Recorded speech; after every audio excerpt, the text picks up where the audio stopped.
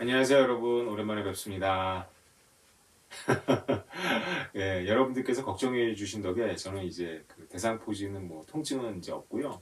계속 이제 뭐 진통제 먹고 있고, 오늘 또 저는 백신 접종을 받았어요. 그래서 의사 선생님이 대상포진 해주시면 선생님이 그냥 퍽 찔러주시더라고요. 백신 왜 안 맞냐 그러면서. 그래서 약간 좀 몸이 좀 뭐 약간 피곤한데, 그래도 여러분들한테는 이제 인사를 드려야 될 것 같아서 이제 찍습니다. 제가 약속한 대로 이제 조금 기본 개념들 조금씩 할 거거든요. 뭐 필요하면 그때그때마다 이제 지금 현안들 관련한 얘기도 하겠지만은, 일단은 이제 하나씩 이제 올라가야 되겠죠. 오늘은 책 231페이지 호재 정리에 대해서 여러분들한테 설명을 좀 드리려고 합니다. 지난번에 제가 학영 비즈니스 칼럼 요번 주 월요일에 올라오는데 또 한 달락 코제 정리라는 내용이 나와서 여러분들께서 좀 이해를 하셔야 될 것 같고, 이 코제 정리는 그 인문사회학에서 그 제도학파, 신제도학파의 뿌리가 되기 때문에 지금 주류 학자들의 그 사고의 근간을 이루고 있습니다. 그래서 여러분들께서 이것을 이해하고 가시는 것이 도움이 될 뿐만 아니라, 우리가 암호화폐와 블록체인, 그리고 무엇이라고 부르든 간에 하여튼 비트코인과 알트코인들 어떤 것이 과연 여러분들이 투자할 만한 것이 될지를 찾을 때도 이 원리를 여러분께 숙지를 하고 계셔야 됩니다. 그래서 책에는 좀 간략하게 설명해 놨고요. 여러분께서 책을 읽으시면 옥수밭하고 뭐 이런 거 얘기 나옵니다. 그런 거 여러분께서 읽으시면 될 것 같고, 또 네이버 지식인 검색에서 보면 그런 스토리텔링은 되어 있어요. 근데 이제 저는 여러분들한테 이제 오늘 뭘 설명하려고 하는 거냐면, 그 코세 정리를 한마디로 얘기하자면 누이 좋고 매부 좋다 이렇게 생각하시면 됩니다. 그러니까 글쎄요, 뭐 그 코제 정리가 이제 굉장히 이렇게 겹겹이 이렇게 양파껍질처럼 이렇게 벗기면 이제 층이 다층적이에요. 그래서 딱 뭐라고 설명한다는 게 쉽지도 않고, 그 설명 자체가 이렇게 도움이 되지도 않아요. 그래서 뭐 전 과정을 이렇게 한번 원리를 쭉 한번 이해하시는 게 좋을 텐데, 그래도 여러분들한테 이 분야를 공부하신 분들은 뭐 너무 익숙하겠지만, 이 분야를 공부하지 않으신 분들한테 설명을 드리기 위해서 이제 영상을 찍는 거니까, 전혀 모르신다고 전제를 하고 설명을 드리면, 코제 정리는 어떤 결정이 나는데 이익의 총합이 큰 쪽으로 결정이 난다는 거예요. 그래서 이익의 총합이 큰 쪽으로 결정이 나는 것이기 때문에 제도나 혹은 법이나 규칙이 그것을 어긋나게 되면 사회적 비용이 늘어난다라는 뭐 함의들도 있습니다. 또 거래 비용 개념이 여기서 나오기 때문에 우리가 현대 사회를 이해하고 국가가 어떤 제도를 만들었을 때 그것이 효율적인지 효율적이지 않은지도 따질 수 있고요. 그다음에 시장이 왜 그 이상적인 독재자보다 훨씬 더 일을 잘하는지 뭐 이런 거를 이제 논증할 때도 쓰고, 혹은 또 거꾸로 국가가 시장에 개입을 해야 되는 것이 왜 필요하고, 그다음에 우리나라 1960년대 70년대 개발 독재라고 부르는 시대에 국가가 이렇게 주도적으로 고속도로도 놓고 철도도 놓고 하면서 개발을 했던 것들이 한국 경제에 왜 그게 도움이 되었는지, 뭐 이런 거를 설명할 때도 쓸 수 있어요. 누이 좋고 매부 좋고라고 말하면 이제 여러분들께서 좀 의아하실 텐데, 좋은 게 좋은 거다라고 표현을 하면 너무 막 나가는 설명이 될 수도 있어요. 예, 어떤 것이 더 올바른 것이냐, 어떤 것이 더 도덕적인 것이냐, 어떤 것이 더 훌륭한 것이냐, 우리는 이렇게 어떤 것이 더 공정한 것이냐, 이렇게 우리는 하나의 사물에 접근할 때 여러 가지 원칙과 아이디어를 가지고 있습니다. 근데 코지의 정리에서 우리한테 가르쳐 주는 것은, 계량할 수 있다면 이익의 총합이 더 큰 것이 결국은 사회적으로 더 좋은 것이다 라는 그런 의미를 갖고 있습니다.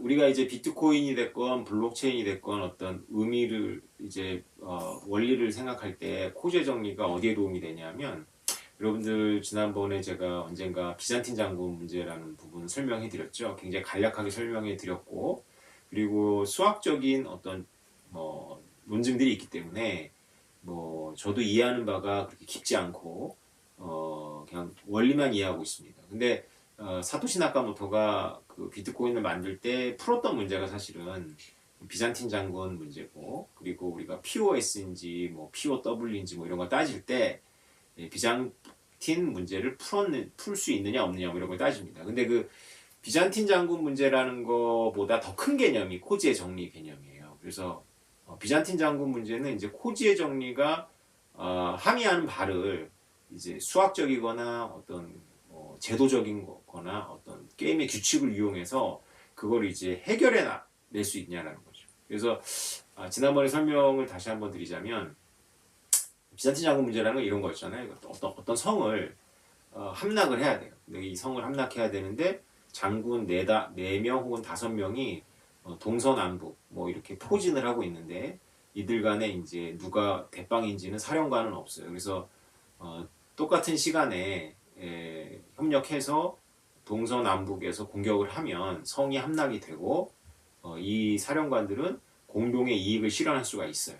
그런데 이 사령관 4명, 5명 중에는 이제 이 성에 첩자가 있어요. 사실은 이 사령관 중에 한 명은 이 성이 보낸 스파이예요. 그래서 이 스파이의 목적은 뭐냐면 한 동시에 공격하지 못하도록 혼선을 만드는 거죠. 그래서 금요일 9시에 공격하도록 되어 있는데 한 명은 아니야 9시가 아니라 11시야 라고 하면서 자기 양쪽에다가 잘못된 정보를 보내는 거죠. 그래서 한 명의 각각의 사령관들은 진짜 정보하고 가짜 정보를 전달받게 되고, 이쪽 사령관한테는 진짜 정보가 왔는데 이쪽 사령관한테는 가짜 정보가 온 거죠. 그리고 자기도 이쪽에 전달할 때는 또 진짜 정보를 전달하고 이쪽에 전달할 때는 가짜 정보를 전달하는데 어떤 게 진짜인지 가짜인지 모르는 거죠. 그래서 사령관이 있어야지만 이제 되고, 그다음에 사령관과 3분의 1, 이 전체 구성원의 3분의 1 이상이 단순한 모형에서는 그렇게 정리가 되어 있어요. 그래서 3분의 1 이상의 스파이가 없어야 되고 3분의 2를 확보하고 사령관이 있으면 이제 비잔틴 장군을 문제를 이제 극복할 수가 있다라는 거죠. 그러니까 거꾸로 얘기하자면 사령관이 없는 상태에서 3분의 1 이상의 악성 스파이들이 활동을 하면 단순한 모형에서는 이 협력 시스템이 붕괴된다는 겁니다. 그래서 여태까지는 이제 수평적인 노드들 사이에서는 협력이 돼서 이렇게 공동의 목표를 달성할 수가 없다는 거죠.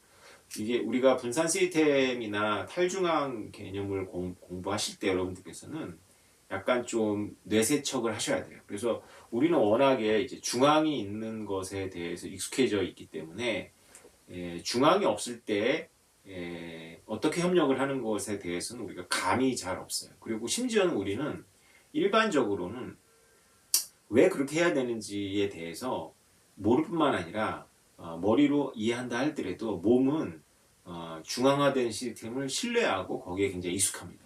그 증거가 뭐냐면, 제가 여러분들한테 종이지갑 만들기라든가 물리적 지갑에 대해 설명드렸는데, 여러분들 중에 아마 대부분의 코인을 거래소에 두고 계실 거예요. 왜냐하면 일단 편리하고, 그리고 어떻게 문제가 생기면 거래소가 어떻게 해주겠지 이런 생각을 하는 거죠. 그러니까 거래소라는 게 중앙이죠. 비잔틴 장군 문제에서는 사령관이 되는 거죠. 그래서 우리가 종이지갑으로 뺀다거나 물적 지갑을 쓴다는 건 뭐냐면, 원래 비트코인의 본래 의미인 탈중앙 개념을 사용한다는 건데, 여러분들께서 은행을 좋아하고, 은행 좋아하진 않더라도 은행을 신뢰하고, 그 다음에 국가를 신뢰하고, 현 정부를 좋아하느냐 싫어하느냐를 다 떠나서 우리가 국가가 뭘 한다 그러면 일단 신뢰를 한다는 거죠. 그것은 현 정부에 대해서 강렬하게 반대하는 사람마저도 그렇게 행동한다는 거죠.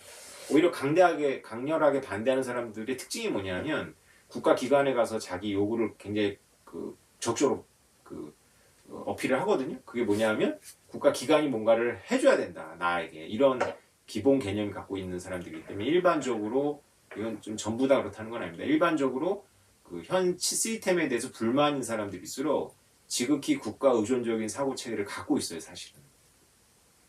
이건 여담이고. 어쨌건 중앙을 좋아하는 거죠. 그래서 이게 탈중앙 시스템을 여러분들이 고민할 때는 조금 내세척이 필요하다. 우리한테 너무 익숙하지 않은 개념이다. 사실은 특히 이제 이 한국사는 아니다. 우리 한국인들의 어떤 사고 체계하고는 잘 안 맞아요. 왜냐하면 우리는 이것에 익숙하지 않고 굉장히 오랫동안 중앙에서 뭔가를 지시하는 것을 하는 것에 익숙하죠. 우리가 공공의 일을 한다라는 말을 옛날 분들은 나란 일을 한다라는 말을 해요. 그만큼 이제 공공의 일이라는 거는 이제 내 집 앞 눈을 치우는 것도 공공의 일이고 어떤 자기 마을에서 어떤 뭐 시민 단체를 만들어서 어떤 일을 하는 것도 사실은 공공의 일일 수 있는데 우리가 보통 특히 시골의 어르신들은 공공의 일을 공익적인 일을 한다 그러면 나란 일을 한다고 생각하시고 나란 일을 하려면 고시를 봐서 공무원이 되거나 뭐 율사가 돼서 법을 바꾸거나 법을 집행하는 쪽에 일을 해야 된다고 생각하는 거죠. 그래서 우리 한국인들한테는 이 중앙, 특히 국가라는 중앙을 염두에 두고 모든 사고를 하기 때문에 이 탈중앙이라는 것에 대해서 왜 해야 되는지도 모르고 그 다음에 이해를 하더라도 그것이 우리의 사고 체계에 익숙하진 않아요. 그래서 이제 비트코인에 대한 이제 그 열렬한 반응이 철학적인 반응이 이제 한국 사회에 없었던 거죠. 그래서 제가 이제 이 책 지혜족보 책을 한다고 말씀드렸는데 이 지혜족보 책 맨 앞에 표지에 보면 이런 문장이 있죠. 비트코인이 이 시대의 가장 중요한 지적인 현상이다 이렇게 썼고요.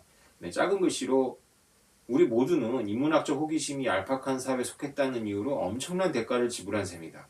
비트코인은 철학적으로 족보가 있는 명문 가문 출신이기 때문에 인문학적 식견과 약간의 호기심이 있는 누군가는 어렵지 않게 흐름을 읽어낼 수 있었다. 비트코인을 인문학적으로 재발견하라고 권유하는 그 한 사람이 당신 주변에 없었기 때문에 우리 세대에게만 주어졌던 기회를 날려버리고 말았다. 이렇게 제가 이 문장을 넣었습니다. 이게 아마 본문에 있는 문장일 거예요. 제가 앞에 뺐는데 이게 정말 저의 정말로 그 진심입니다. 이것은. 왜냐하면 우리가 피차간에 서로 오징어 게임 같이 전 세계인들이 이렇게 좋아하는 콘텐츠를 만들어내는 역량이 있는 민족이잖아요. 그러니까 뭐든지 열심히 하고 잘하고 이런 저력이 있는데 평균적으로 굉장히 교육열도 높고 지적인 활동이 완성한데 제가 느끼기에 인문 철학적인 뿌리 굉장히 약하다. 그래서 인문 철학적인 거를 이렇게 담론을 만들어서 이렇게 하는 것이 굉장히 익숙하지가 않다. 어떤 현상을 바라볼 때 인문 철학적인 그런 뿌리를 갖고 이렇게 접근하고 이런 호기심을 갖고 하고 이런 게 문화적으로 탄탄하지 않으니까 우리가 전부 비트코인을 놓쳐버렸어요. 그래서 굉장히 이게 저처럼 빠르다고 한 사람들도 이미 4년 후에 이걸 알아본 거고요. 저 같은 사람들이 이거를 이제 주변에 알렸을 때도 간단하게 이제 거부를 한 거죠, 사람들이. 그래서 지금 비트코인 가격이 오르고 있잖아요. 그래서 5만 달러 넘어가는, 5만 달러만 넘어가면 되지 않나 저는 생각을 합니다. 왜냐하면 욕심이 적어서가 아니라 5만이 포컬 포인트였기 때문에 5만을 넘으면 저는 6만, 7만, 8만까지는 아마 장벽이 아니지 않을까 싶어요. 그래서 지난번에는 사실 5만을 못 넘었던 거죠. 우리가 8천만 원까지 한 원화로는 갔었다고 하지만 다시 5만 밑으로 내려가서 헤매잖아요. 여러분들이 차트를 잘 보시면 알겠지만 사실 올해 2021년도가 5만을 기준으로 왔다 갔다 하고 있는 거예요. 그래서 제가 바람이기도 하고 제 느낌은 이번에 5만 넘었을 것 같아요. 그래서 지난 2월달, 3월달에 5만을 넘은 것과 이게 9월달, 10월달에 다시 넘은 것과 의미가 다르죠. 제가 비트코인 강한 이유는 비용이 들어갔기 때문에 강한 것이다라는 그런 편에서도 말씀드렸는데 이것을 이제 기존의 메모론가라는 것을 이렇게 비트코인을 이제 화폐 현상으로 바라보지 않고 일종의 하나의 상품으로 바라보는 사람의 시각에서는 이해가 안 되는 거죠. 그래서 댓글에 달았던 것처럼 그때 4천만 원이나 지금의 4천만 원이나 같다라는 거죠. 근데 오태민은 그렇게 말하지 않죠. 이게 화폐 현상이기 때문에 원가가 굉장히 중요한 개념이고 그때 어영부영하게 처음 넘었을 때의 4천만 원, 5천만 원의 가격하고 우리가 지난 여름에 경험했던 4천만 원, 5천만 원의 가격이 다른 거죠. 봄에 4천만 원, 5천만 원은 손해본 사람이 아무도 없는 4천만 원, 5천만 원이고 지난 여름에 4천만 원, 5천만 원은 손해본 사람들이 굉장히 많이 있는 4천만 원, 5천만 원이에요. 이것이 일반적인 주식이거나 이런 데서는 이것이 어떤 그런 비트코인의 그런 향후의 가격을 설명하는데 전혀 도움이 되지 않죠. 그러나 이것이 화폐 현상이기 때문에 화폐에서는 굉장히 중요하거든요. 금을 쉽게 채굴할 수 있는 것과 비싸게 채굴할 수 있을 때 주관적인 것이 아니라 평균적으로 금을 쉽게 채굴한다면 금 가격은 낮아질 수밖에 없는 거죠. 화폐로서의 성격을 가지고 있다면 사용 가치랑 무관하게. 그러나 금 채굴 비용이 굉장히 비싸다면 금의 가격은 올라가는 겁니다. 사용 가치는 금이라는 것에 대한 사용 가치가 뭐 반도체나 이런 게 있다면 그것은 변할 수가 없는 거예요. 채굴이 어렵거나 쉽거나 같아야 되는 건데 채굴이 어려우면 가격이 올라간다는 거죠. 그것이 바로 화폐로서 우리가 바라볼 때 가져야 될 마인드인 거죠. 그러니까 이런 것들에 대해서 여러분 생소한단 말이죠. 특히 경제학을 전공한 사람들이 딱 버티고 서서 인문학이 왜 필요하냐. 그분들이 이렇게 말을 하는지는 않지만 화폐를 얘기하는데 경제를 얘기하는데 왜 인문학이 필요하냐라고 딱 버티고 서서 굉장히 몰지각하고 비이성적이고 반지성적인 태도를 가지고 있기 때문에 우리가 늦어진 거예요. 그래서 그들의 책임이 굉장히 크다. 그래서 인문학적 뿌리가 약한 경제학자들이 우리를 막았다고 생각하는 거예요. 저는 누군가를 이렇게 지금 손가락질해서 그를 공격하라고 드리면서 여러분들한테 면죄부를 드리는 것이 아닙니다. 사실은 여러분들이 비트코인이 지금 7천만 원을 육박해 나가고 있는 이때에 그렇게 많이 갖고 있지 않은 이유는 사실은 여러분들이 인문학적인 호기심이 없었기 때문에 그런 거예요. 이것은 굉장히 아프지만 사실이고요. 여러분들이 인문학적 호기심이 없는 이유는 여러분들 주변의 분들이 여러분들하고 인문학적 대화를 하는 것을 좋아하지 않기 때문인 거고 그런 문화 때문에 그렇습니다. 그렇죠. 만약에 여러분들이 프리미어리그의 손흥민 축구를 얘기하는 것만큼 우리나라가 그거의 반의 반만큼이라도 사람들이 만나면 인문학적인 주제를 가지고 토론하고 얘기하는 문화를 갖고 있었다면 지금보다 훨씬 더 많은 사람들이 비트코인을 일찍 발견했을 거라고 저는 확신을 합니다. 그래서 이런 문장을 넣은 거죠. 그러니까 저하고 이제 앞으로 이 비트코인만이 아니라 인문학적인 대화를 해야 되는데 얘기를 빙빙빙 돌려서 제가 지금 3주 만에 여러분들을 뵙느라고 제가 지금 준비가 좀 덜 됐고 지금 제가 옛날에 제가 어떻게 이거를 혼자서 40분 떠들었는지 제가 감을 못 잡고 있어요. 제가 헤매는 게 보이죠. 약기운일 수도 있고 네 여러분들 이해해 주시리라고 생각하고요. 가격이 오른가 여러분들 모두 다 관대해지지 않으셨을까 이런 생각이 듭니다. 그래서 비잔틴 장군을 이렇게 탈중앙화해서 푸는 거를 이제 사토시 나카모토가 했고 그거의 하나의 방법론으로 제가 설명드렸던 게 여기서는 금요일 9시 여기서는 금요일 11시라는 정보가 왔을 때 금요일 11시라는 정보를 보낸 사령관은 이 금요일 11시라는 정보를 전달한 사령관은 금요일 11시라는 정보를 나한테 전달할 때 별로 비용을 쓰지 않은 거죠. 근데 이 금요일 9시라는 정보를 보낸 이쪽의 사령관은 무엇인지 모르겠어요. 이걸 레몬즙을 갈아가지고 이렇게 써서 굉장히 쓸 때도 어렵고 이걸 비춰봐야만 되고 보름달에만 비춰봐야지만 나오고 이런 식으로 하느라고 굉장히 어렵게 만들었다면 내가 그 어렵게 만들어온 것을 선택한다. 쉽게 종이에다가 쓱쓱쓱쓱 할 수 있는 정보는 비용이 담겨있지 않기 때문에 둘 중에 하나를 선택한다면 비용이 담겨있는 정보를 선택할 수 있다. 이렇게 사토시 나카모토가 문제를 해결했다라고 제가 굉장히 거칠게 설명을 드렸습니다. 근데 오늘 우리가 공부하는 코지의 정리는 그보다 좀 높은 차원의 개념이에요. 사실은 저는 이런 의심을 갖고 있는데 인문사회학에서 코지의 정리는 이미 우리가 거의 지금 100년째거든요. 100년째 이게 이 학계를 완전히 뒤흔들고 있는 재구조화를 시킨 그런 개념인데 이것이 컴퓨터 사이언스라든가 컴퓨터 네트워크를 공부하시는 분들은 이 인문학 공부가 안 됐던 것 같아요. 그래서 사실은 사토시 나카모토는 알고 있었던 것 같은데 아니까 풀었죠. 근데 이 비잔틴 장군 문제가 조금 더 일찍 풀렸을 수도 있었겠다는 생각이 들어요. 만약에 이게 코지의 정리라는 이 인문학적인 원리가 이 컴퓨터 사이언스라든가 네트워크를 컴퓨팅 협업 시스템을 고민하시는 이런 분들한테 이렇게 전달이 됐다면 이게 훨씬 더 빨리, 그러니까 비트코인이 한 10년 먼저 나왔을 수도 있는 거죠. 인터넷보다 늦어야 되니까 10년은 좀 그렇고 한 5, 6년 먼저 나올 수 있었던 거죠. 그래서 이게 좀 그거보다 큰 개념이다. 그러면 무슨 얘기를 하고 싶은 거냐? 이제 본론인가요? 결론을 말씀드리겠습니다. 코제 정리라고 하는 것은요, 거래 비용이 적고, 그다음에 그러니까 거래를 할 수 있는 거죠. 거래 비용이 적고, 그다음에 소유권이 명확하고, 그다음에 사람들이 되게 자발적으로 어떤 의사결정을 어떤 도덕 그 사회의 관습이라든가 도덕적 그런 금기라든가 어떤 법적인 금기가 이렇게 강하지 않으면 사람들은 어떤 선택을 하는데 그것이 사회적인 총합이 더 큰 선택을 하게 된다. 이런 복잡한 이야기입니다. 늘 좋고 매부 좋은 선택을 하게 된다는 거예요.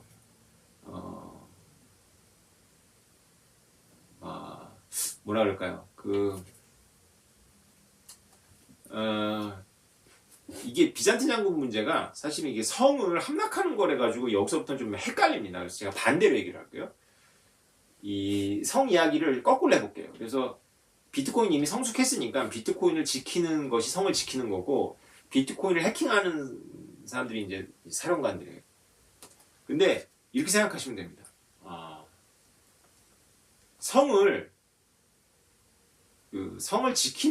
지켜서 얻는 이득이 이 이득은 총합적인 이득입니다. 그래서 성이 지켜져요. 비트코인이 지켜져서 생기는 이득이 만약에 1억이고 비트코인이 이 성이 무너져서 생기는 이익이 1억 5천이라면 성은 무너집니다.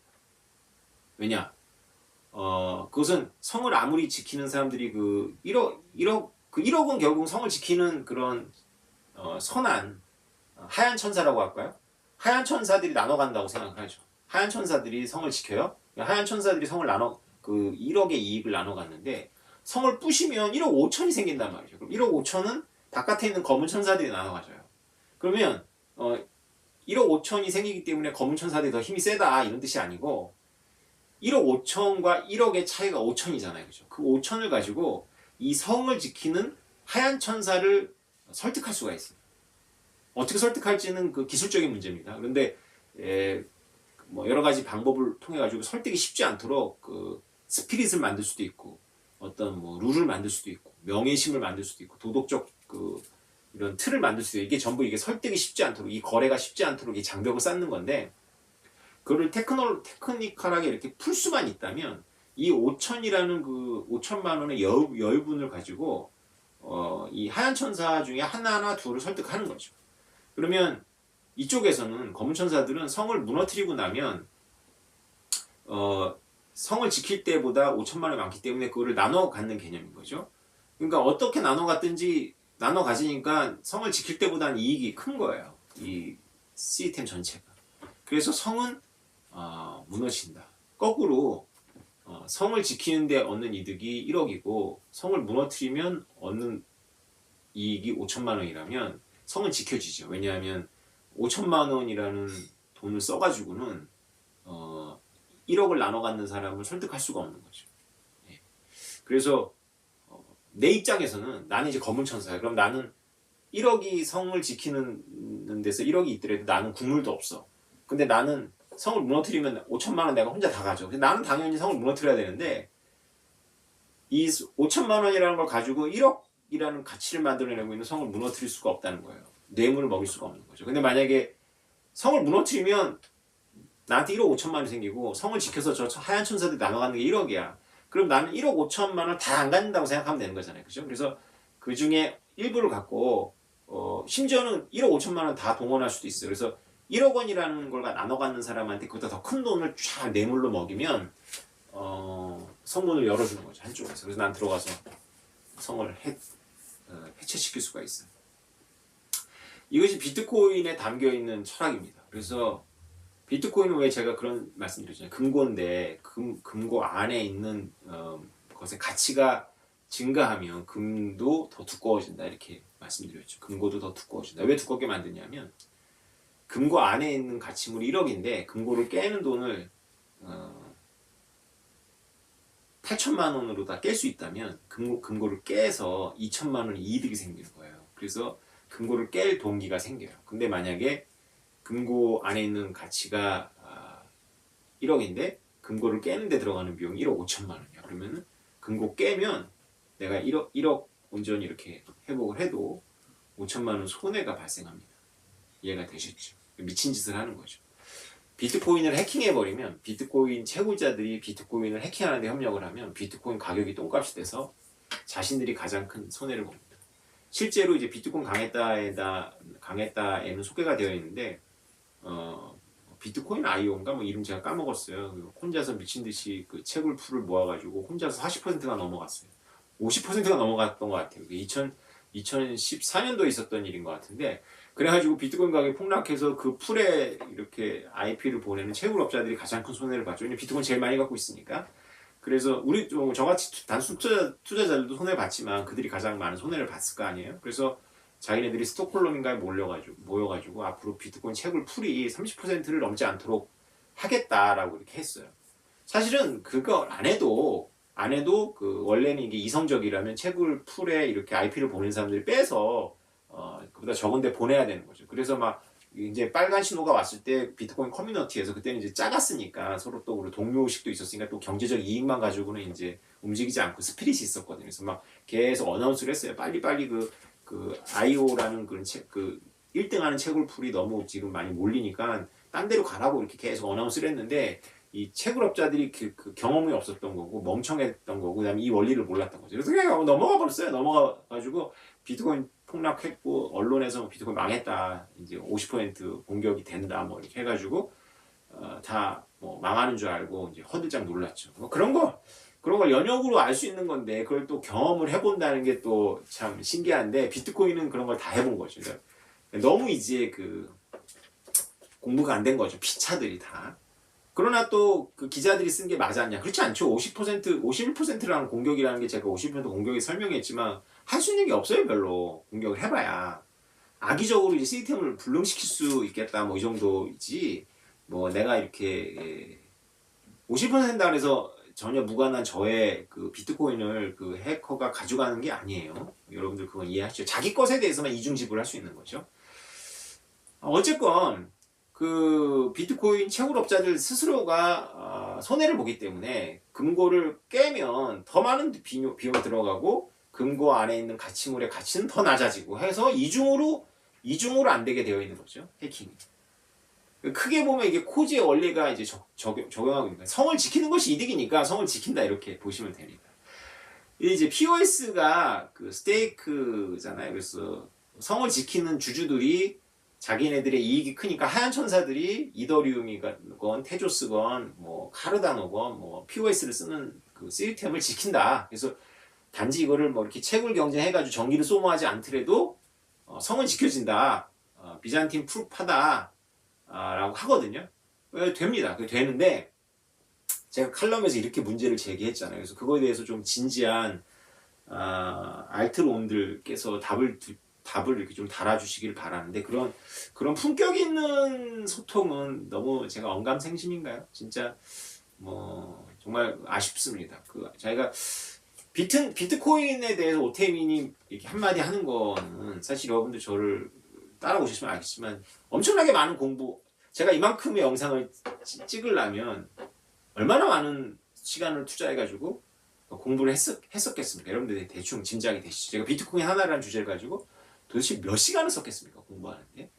그리고 나서 한마디 하는 것과 그냥 자기가 알트 투자해놓고 오태민 저 인간이 알트 내가 투자한 코인에서 알지도 못하면서 떠드는 게 기분 나빠서 댓글 다는 거하고는 전혀 다르다라는 거예요. 제 주장은.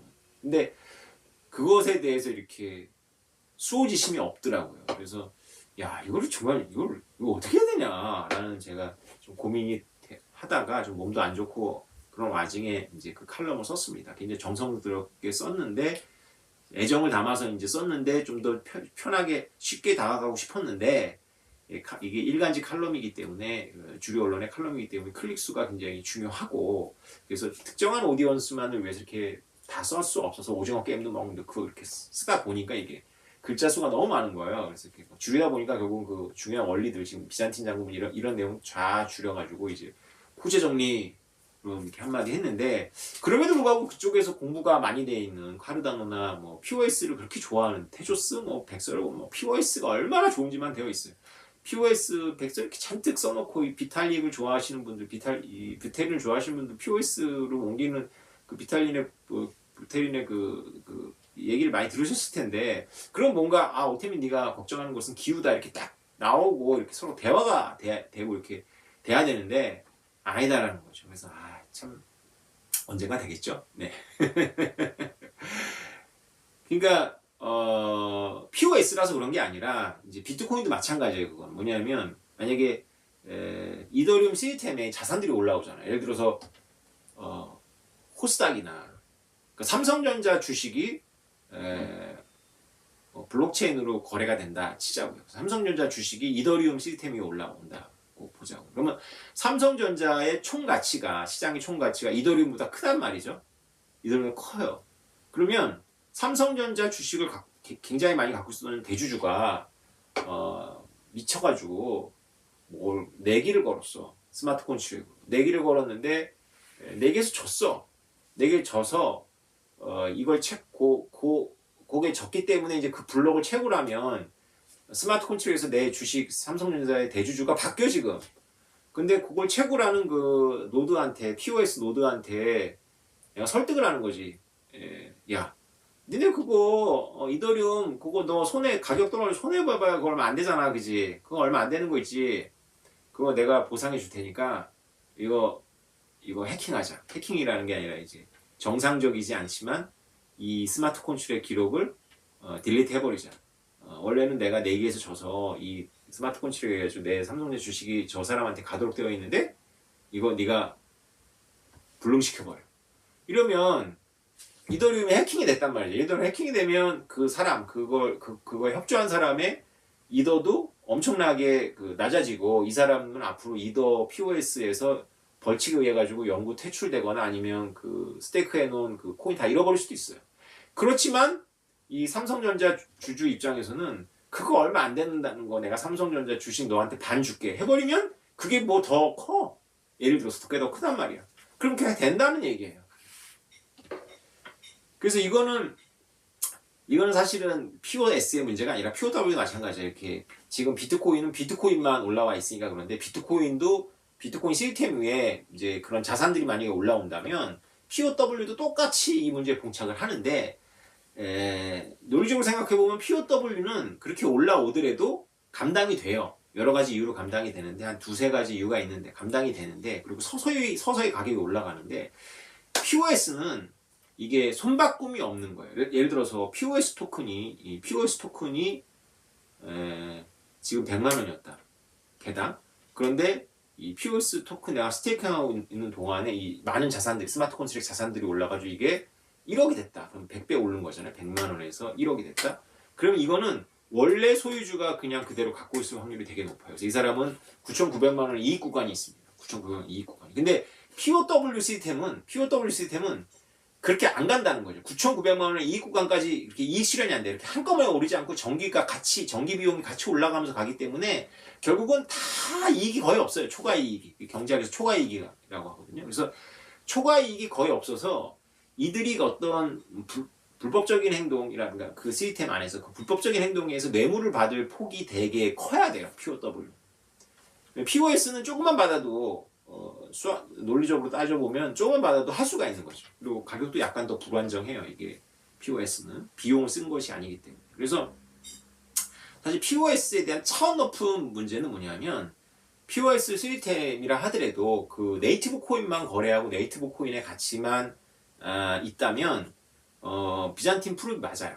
맞을 거예요. 뭐 얼마나 많은 똑똑한 수학자들과 이런 사람들이 검토를 했겠습니까? 근데 이 자산이 올라왔을 때 이게 결국 스마트 콘트랙 플랫폼을 하겠다고 하는 건데 자산이 올라왔을 때 어떤 문제가 생기냐면 금고 내부의 가치가 금고를 뽀개는 것보다 훨씬 더 높을 수가 있다는 거죠. 그래서 금고를 프레스를 뽀개고 그거 안에 있는 거 훼손된 거 일부라도 훼손하면 가져가면 내가 회복할 수 있으면 엄청난 이익을 본다 이거죠.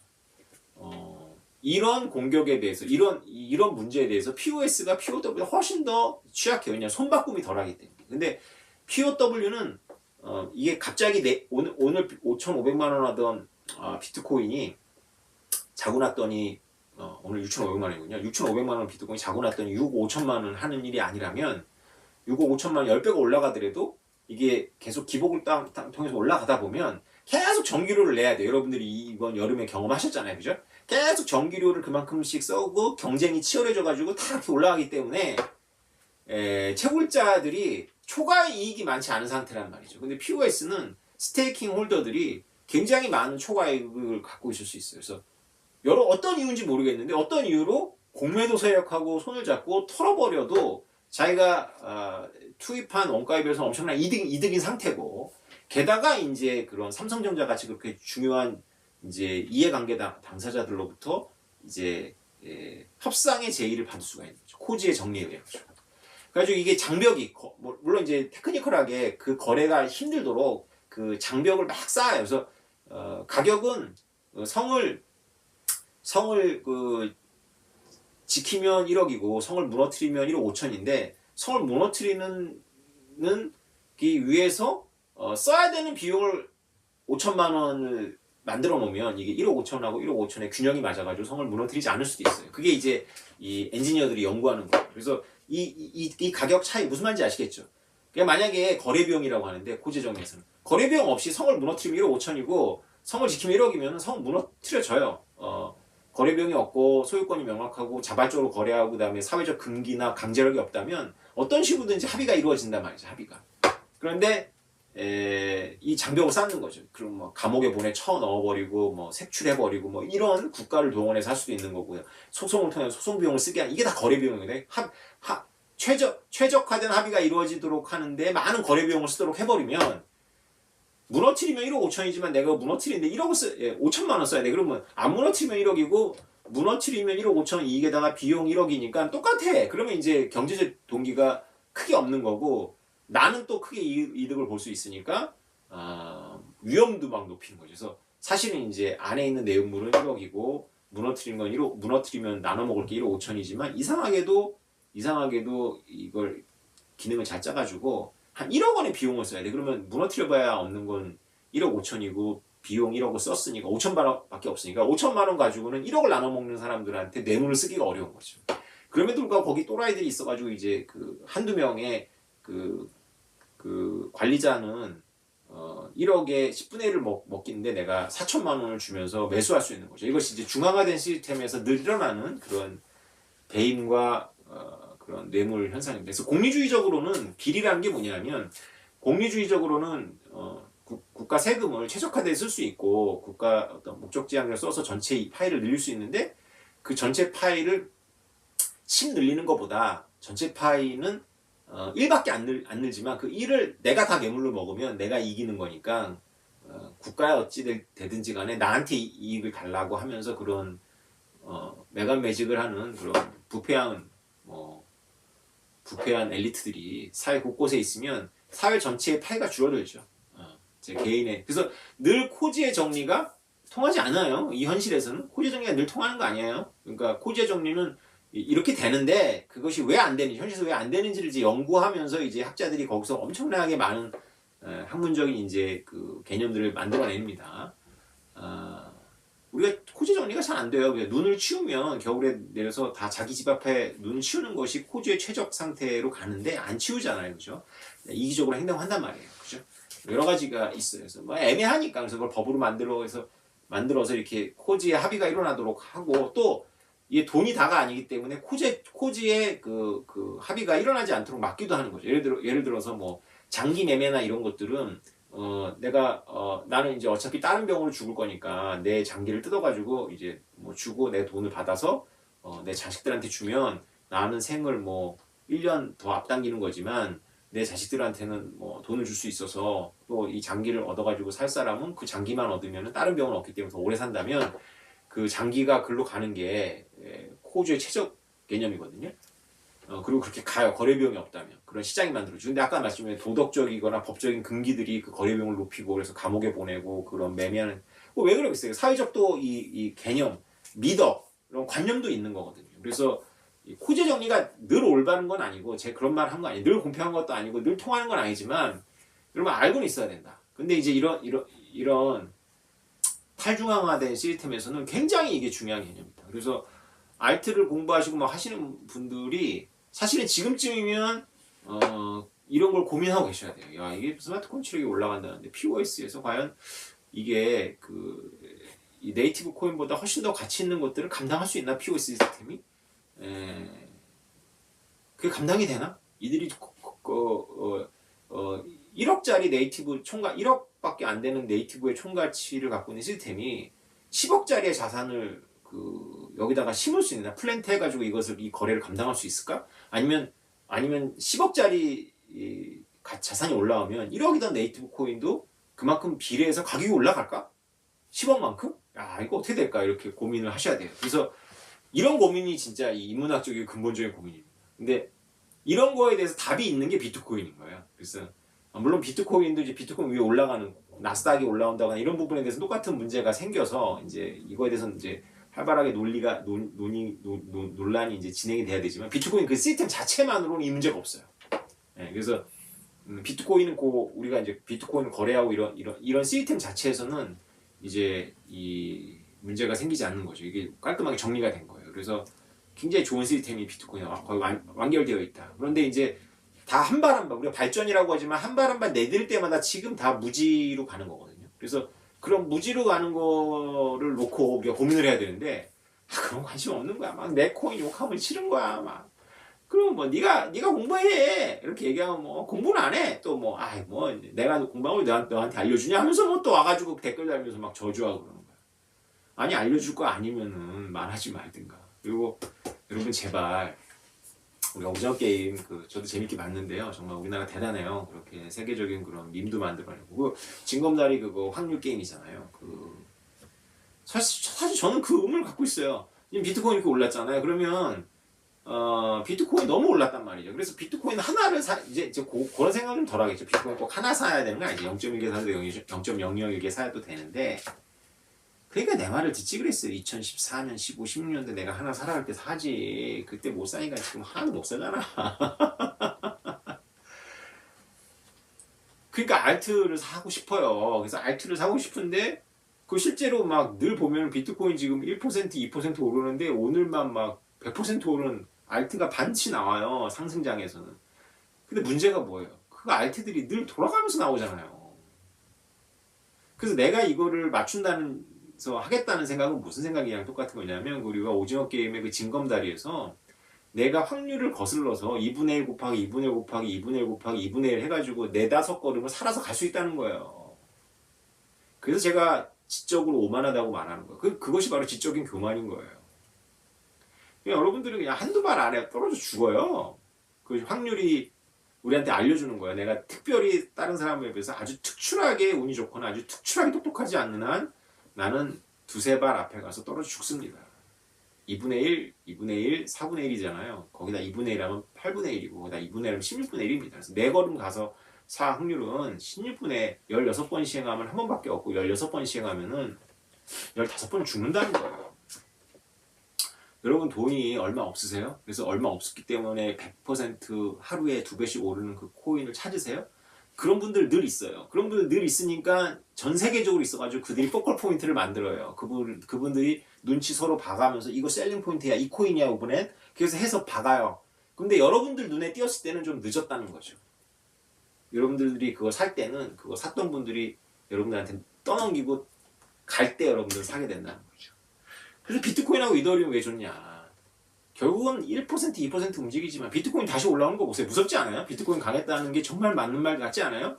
제가 그 여름에 비트코인 막 쳐지고 3만 달러 깨졌을 때 막 우리 영상에다 댓글 달고 조롱한 분도 계시잖아요. 그런 분들은 뭐 그게 재밌어서 하는 거고 우리한테 들어오지도 않고 얼마나 또 언론이나 이런 데다가는 우리 망했다라고 막 비트코인 망했다라고 쌤통에다가 하겠어요. 저는 그 7년 들어왔어요. 7년. 근데 그분들 입장에 지금 얼마나 열받겠어요. 아니 내가 망했다라고 저렇게 아이톨주 했는데 아이톨주를 도대체 지금 7년 동안 몇 번 한 거야. 근데 비트코인 지금 6,500만 원. 아이톨주하고 비트코인 하나도 없는 것보다 네 말 맞네. 비트코인 나 10개가 좋다라고 제가 그때 말씀드렸잖아요. 그렇죠? 여러분들 그냥 비트코인 하세요. 네, 왜냐하면 제가 여러분들의 지적 역량을 무시해서 그런 것이 아니라 알트 너무 어려워요. 공부하기가 굉장히 어렵습니다. 그 카르다노 논문만 100개라며. 그거 언제 공부해? 아니 나보고 100개 중에 하나 읽었다고 뭐 욕하신 분 몇 개 읽었어요? 몇 개 읽고 거기다 돈 박았어 도대체?